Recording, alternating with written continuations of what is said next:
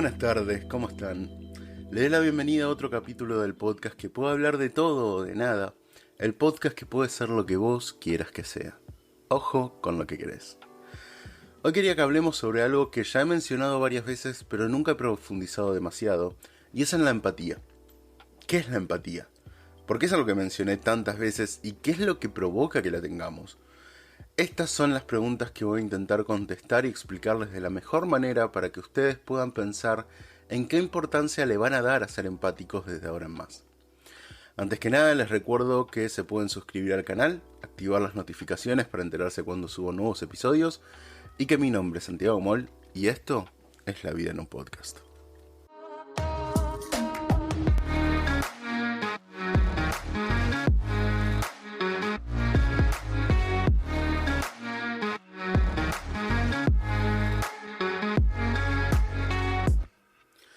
La primera pregunta que nos debemos hacer es ¿qué es la empatía?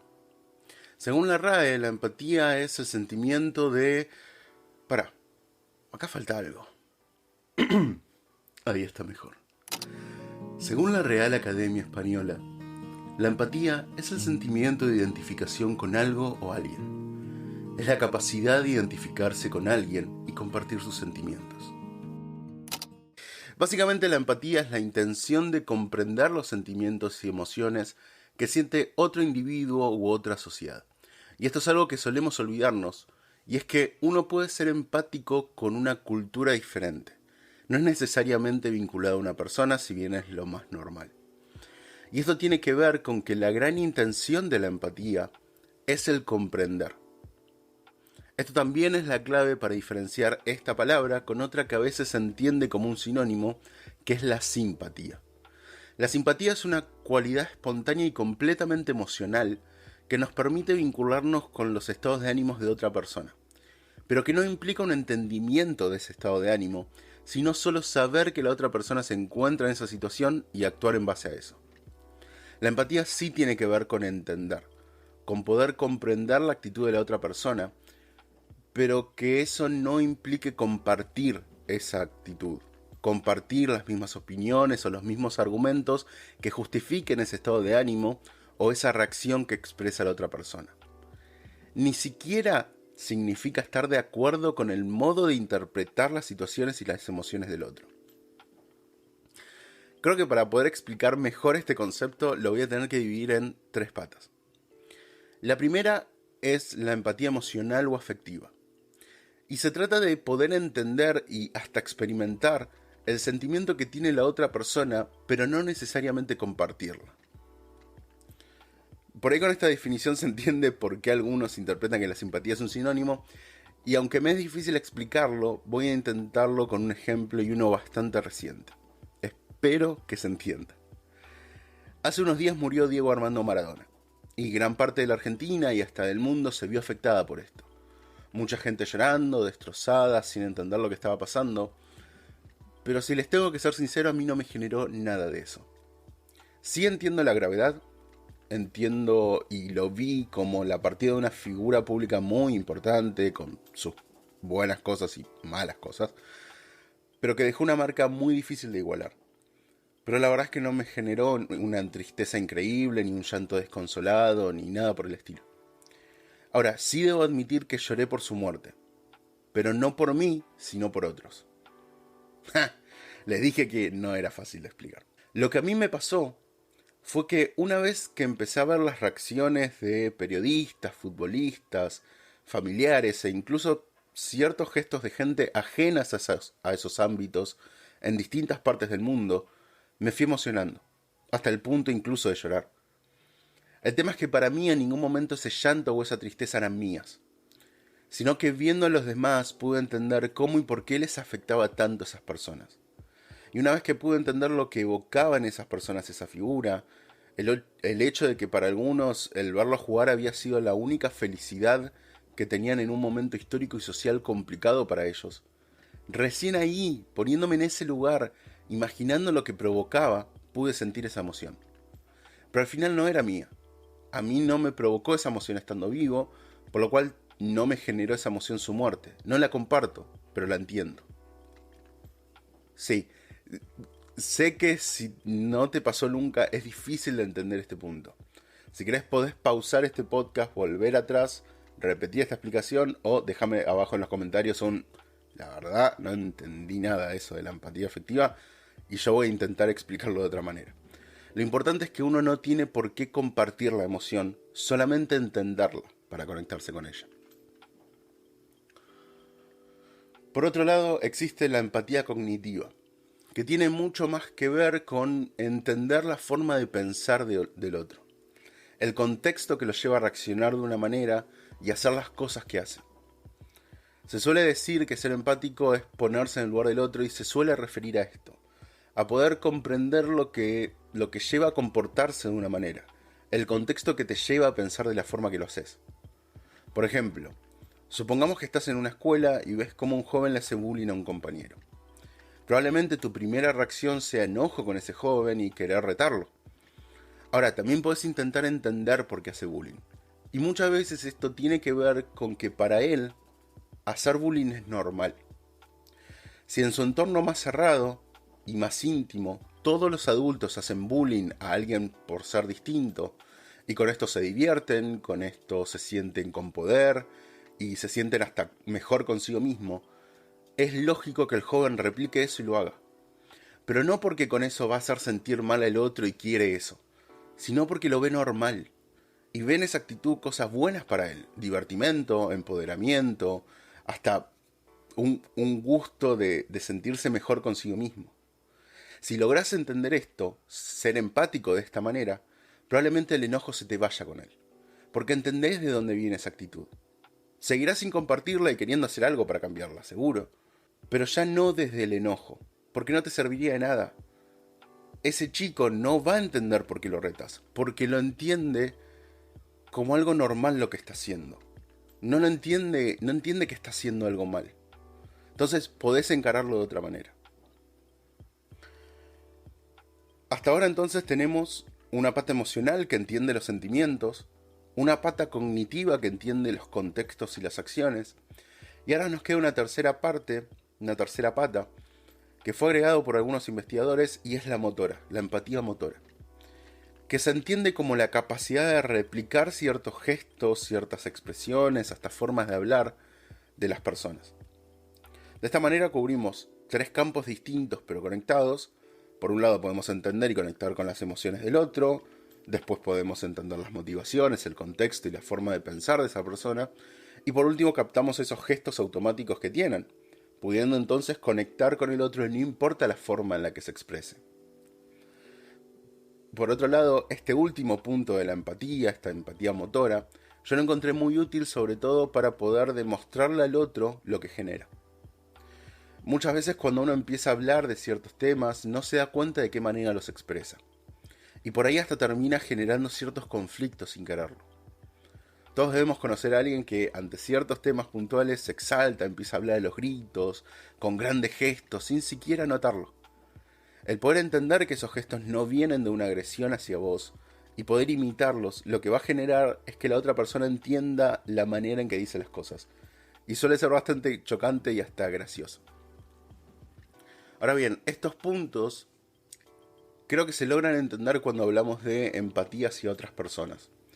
Pero como les dije al principio, la empatía también puede ser hacia una sociedad distinta, hacia una cultura distinta. Y esto es porque la base de la empatía es el entendimiento de algo ajeno a lo que cada uno considera normal.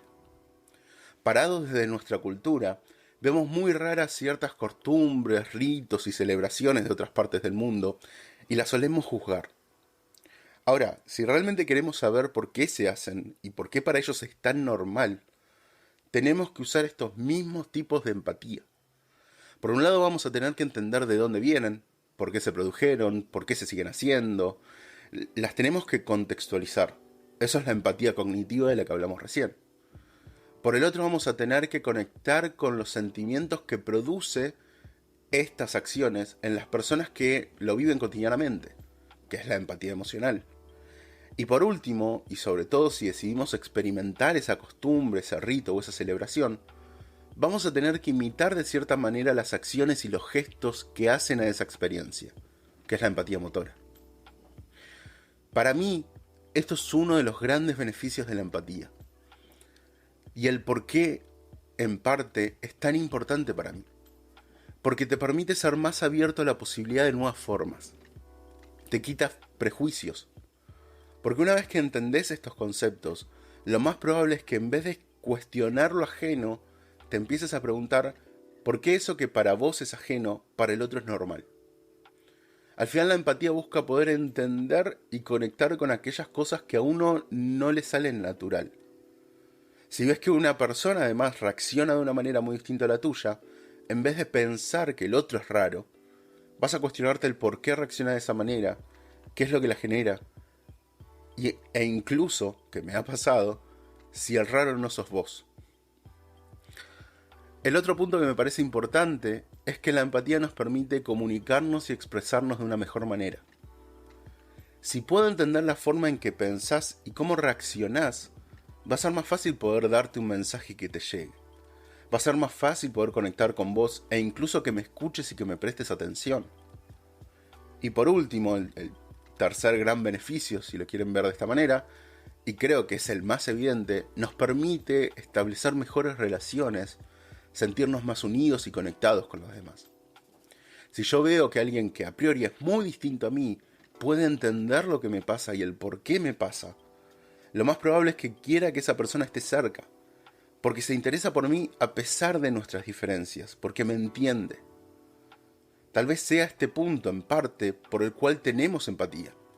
Y es que como animales sociables que somos, en algún momento necesitamos poder entender al otro para diferenciar peligros, para poder juntarnos y formar sociedades, para poder sacar lo mejor del otro y avanzar como sociedad.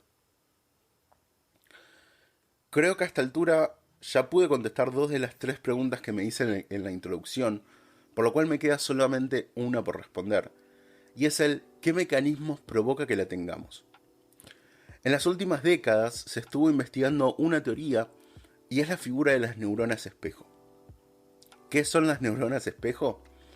Se denomina neuronas espejos a ciertas clases de neuronas que se activan cuando un animal ejecuta una acción y, que es la parte más interesante y curiosa, también se activan cuando ese animal observa esa misma acción al ser ejecutada por otro individuo. Este descubrimiento nació en el año 96 de un grupo de investigadores italianos liderados por el neurobiólogo Giacomo Rizzolatti, que estaban investigando el comportamiento de ciertas neuronas especializadas en el control de los movimientos de los macacos. Para esto pusieron varios electrodos en los monos, en la zona donde se encontraban estas neuronas, y hacían experimentos donde se monitoreaba la activación de estas neuronas cuando los monos levantaban un objeto, lo apilaban, lo tiraban, etc. Lo curioso es que en un momento se dieron cuenta que esas mismas neuronas se activaban cuando un macaco veía cómo otro hacía esas acciones. De esta manera se descubrió que este tipo de neuronas se activaba cuando uno veía que se realizaba una acción que ya conocía, como si la acción la estuviese haciendo uno mismo. Cabe destacar que en un principio se entendió que estas neuronas no se encargaban de racionalizar e imitar la acción del otro. Simplemente se activaban casi inmediatamente como si uno las estuviese haciendo. Pero sí se fue descubriendo a lo largo de los años que esta red de neuronas, ahora denominados espejo por esta capacidad de espejar las acciones de los demás, sí estaban involucradas en el proceso de la imitación y el aprendizaje. Si bien es algo que está en discusión y hay 2 vertientes, se puede decir, sobre todo fundada en los propios argumentos de Rizzolatti, que hay una parte de las neuronas espejos que son innatas al ser humano. Y es que los bebés, desde muy temprana edad, logran imitar ciertos gestos y acciones de los adultos como una forma de comunicación. Obviamente solo imitando acciones motoras, que es en donde se descubrieron esta red de neuronas, pero no desde la racionalización de las acciones. Y luego, a medida que el niño va aprendiendo nuevas acciones motoras, se van creando nuevas neuronas espejo, nuevas redes de neuronas espejos, capaces de captar esa acción en los demás. Es decir, para un niño que todavía no aprendió a caminar, el ver a alguien caminando no le va a provocar ninguna activación en sus neuronas. Es recién cuando el propio niño aprende a caminar que estas neuronas aparecen y se activan. Es por esto que se las consideran parte del proceso de aprendizaje, casi como un refuerzo de los nuevos gestos adquiridos. Hasta ahora hablamos de las neuronas espejo principalmente de las acciones motoras, que es de donde surge, pero a lo largo de los años se pudo comprobar también que estas neuronas se activan en ciertas partes del cerebro para espejar sentimientos ajenos. Esto se hizo con algunos experimentos en donde, por ejemplo, se pudo ver que en una persona se activaba una parte del cerebro muy específica cuando éste veía a otro disgustado. Y es la misma parte que se activaba cuando uno mismo está angustiado. Si bien es verdad que hay investigadores que sostienen que todavía no hay evidencia suficiente para relacionar esta red de neuronas con la empatía, es bueno empezar a ver que, aunque sea, podrían ser unas neuronas muy específicas las que nos permiten tener estas empatías motoras y emotivas de las que hablábamos antes, y cómo poder desarrollarlas para combatir ciertos trastornos ligados a esta falta de capacidad. Por hoy creo que vamos a dejar el tema acá. Sé que es un tema que da para mucho más y hay mucho que mencionar sobre las neuronas espejos también. Le voy a dejar un link de una linda entrevista que le hicieron al propio Giacomo Rizzolatti para que lo vean.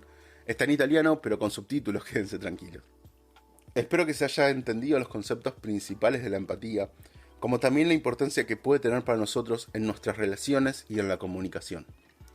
Hay muchas cosas que no mencioné y que darían para hablar, pero entiendo que este es un buen primer pantallazo para los que no estaban tan enterados del tema.